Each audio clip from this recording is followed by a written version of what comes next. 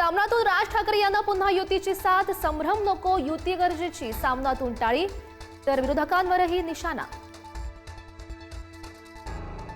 इगतपुरीमध्ये उद्यापासून 3 दिवस मनसेचं शिबिर, आगामी निवडणुकीच्या तयारीबाबत राज ठाकरे मार्गदर्शन करणार।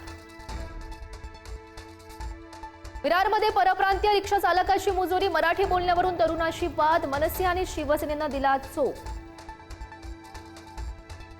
ज्येष्ठ वकील उज्ज्वल निकम यांना राज्यसभेची खासदारकी, राष्ट्रपती नामनिर्देशित खासदार म्हणून नियुक्ती, लोकसभा निवडणूक हरल्यानंतर राज्यसभेवर संधी।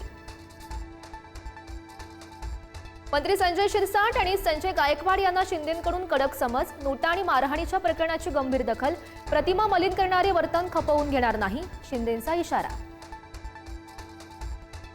जयंत पाटील यांच्या प्रदेशाध्यक्षपदाच्या राजीनाम्यावरून गोंधळ, शशिकांत शिंदे यांच्याकडून सावध प्रतिक्रिया, तर आव्हाड यांच्याकडून खंडन। भाजपाच्या नव्या राष्ट्रीय अध्यक्षावर आज चर्चा होणार, कुणाला संधी मिळणार याकडे लक्ष, महिला पदाधिकाऱ्यांची नावही आघाडीवर। पुण्यातील हिंजवडीमध्ये अजित पवार यांचा पाहणी दौरा, आयटी पार्कच्या समस्या आणि मेट्रोच्या कामाचा अजित पवार यांच्याकडून आढावा, अतिक्रमणावरून अजित पवार भडकले। बीडच्या माजलगावमधील निपाणी टाकळीच्या उपसरपंचाला मारहाण, लक्ष्मण चव्हाण यांना झालेल्या भर रस्त्यातील मारहाणीचा व्हिडिओ व्हायरल, बोगस कामं दाखवून बिलं काढण्याला विरोध केल्यानं ही मारहाण।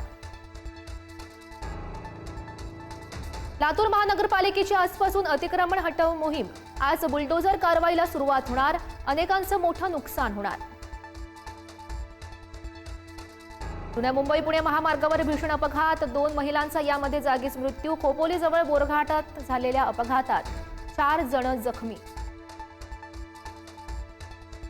रुग्णवाहिका नसल्यानं महिलेची रस्त्यावर प्रसूती, नांदेडच्या मुखेड तालुक्यातील मेथी गावातला हा प्रकार, प्रशासनाविरोधात संताप व्यक्त। पुढील 5 दिवस पावसाची विश्रांती, हवामान खात्याचा वर्तवला अंदाज, काही ठिकाणी तुरळक सरी पडण्याचीही शक्यता। मराठवाडा आणि विदर्भात काही जिल्ह्यात अजूनही पावसाची दडी कायम, पेरण्या रखडलेल्याच, आधी पेरण्या केलेल्यांवर दुबार पेरणीचं संकट। कोकणात अनोख्या नांगरणी स्पर्धेचा थरार, स्पर्धेमध्ये अनेक बैलजोड्या सहभागी, स्पर्धा पाहण्यासाठी हजारोंची गर्दी। रविवारमुळे भावली धबधबा परिसरात मोठ्या प्रमाणात पर्यटकांची गर्दी, खबरदारीसाठी इगतपुरी पोलिसांची विविध पथकं तैनात, हुल्लडबाज आणि मद्यपी पर्यटकांवर कारवाई होणार। सुट्टीला लोणावळ्यात पर्यटकांची गर्दी, पवना डॅमवर पावसाचा आनंद लुटण्यासाठी पर्यटकांची रीघ,